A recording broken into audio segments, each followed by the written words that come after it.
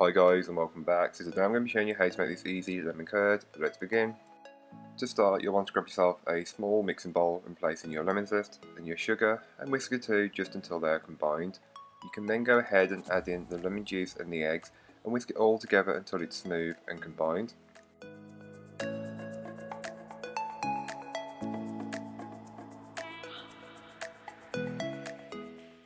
Once all of the ingredients have been combined, you can then place a bowl on top of a simmering saucepan of water and continuously whisk it. Once the mixture is warmed up a little bit, you can add in your butter and then just allow that to melt and then continuously stir until the mixture becomes thicker. You will notice that this happens very quickly over a short period of time, so you can make sure that you are continuously mixing and make sure that the water doesn't touch the bottom of the bowl, otherwise it can catch and it may burn.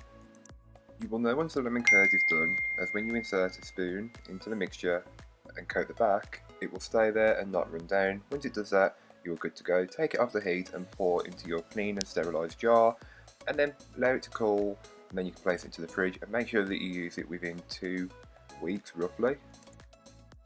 This is a really quick and easy recipe for homemade lemon curd, so feel free to double the recipe or even half the recipe depending on how much you need. If you don't need a lot, half the recipe. If you need more, I definitely recommend doubling or even tripling the recipe, whichever works best for you.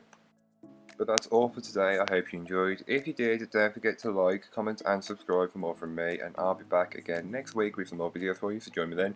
In the meanwhile, don't forget to check out the description of the video. There'll be a link to this recipe, a link to my blog, and a link to all of my social media, so don't forget to go and follow me over on there. But yeah, that's all for today. Bye guys.